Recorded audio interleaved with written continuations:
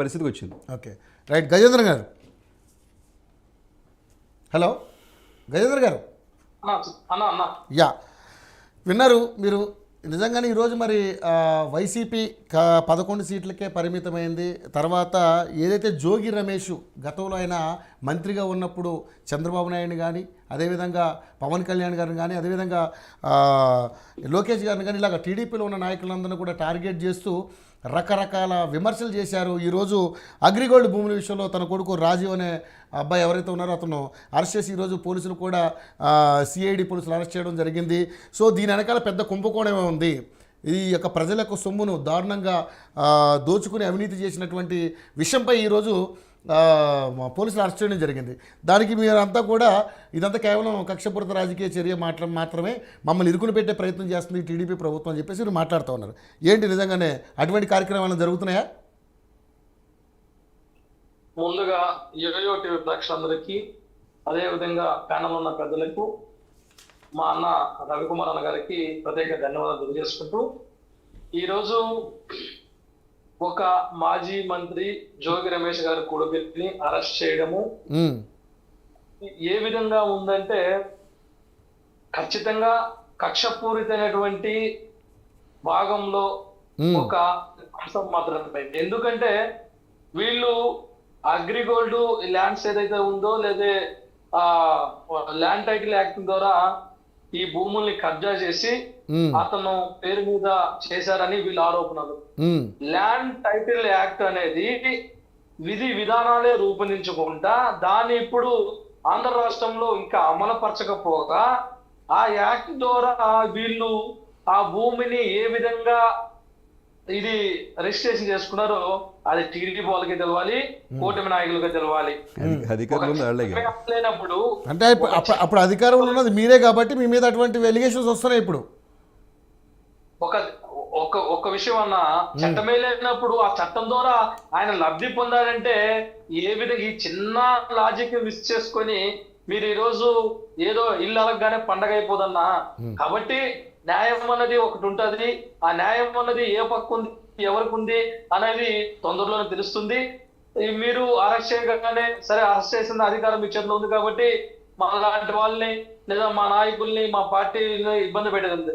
వీళ్ళు ఎందుకు ఇంత ఇబ్బంది పడుతున్నారంటే తొందరలోనే స్థానిక సంస్థ ఎన్నికలు రాబోతుంది.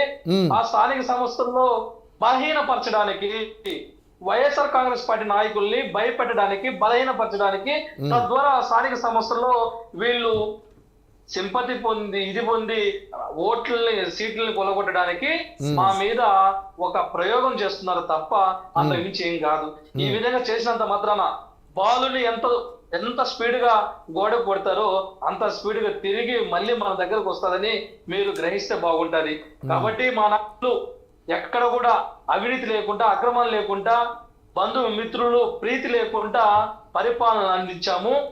కాకపోతే మీరు అధికారంలోకి వచ్చారు కాబట్టి మీరు అభివృద్ధి వైపు, పేదరిక నిర్మూలన వైపు, అటువైపు మీ దృష్టి మళ్లిస్తే బాగుంటుందని ఆంధ్ర రాష్ట్ర ప్రజలందరూ కూడా కోరుకుంటున్నారు.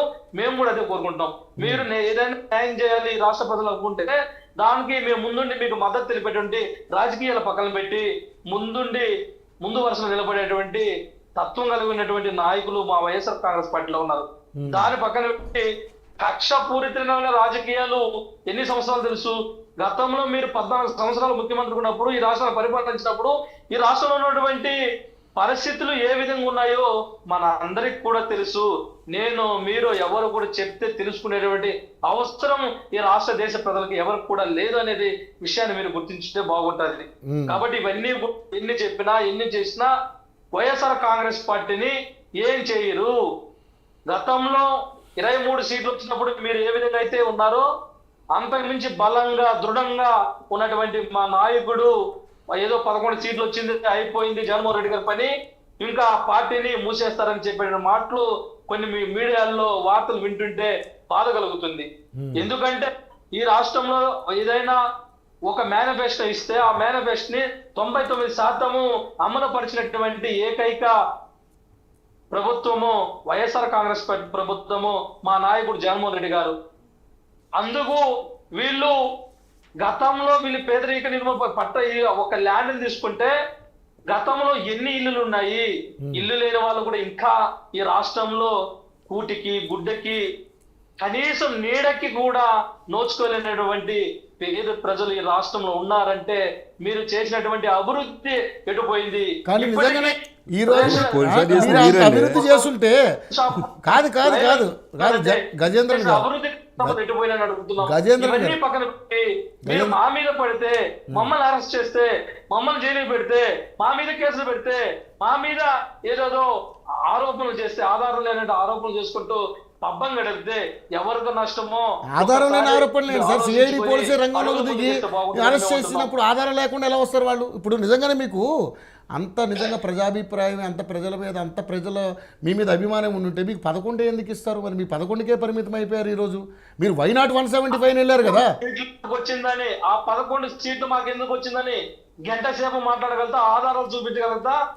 అది మీరు ఎక్కడ ఏ విధంగా తప్పుదోవ పట్టించి మీరు 164 సీట్లు గెలిచారన్నది pin to pin, point to point చెప్పేటువంటి సబ్జెక్ట్ మా దగ్గర ఉంది. దాని గురించి మళ్ళీ డిస్కషన్ పెట్టుకుందాం అంటే పెట్టుకుందాం.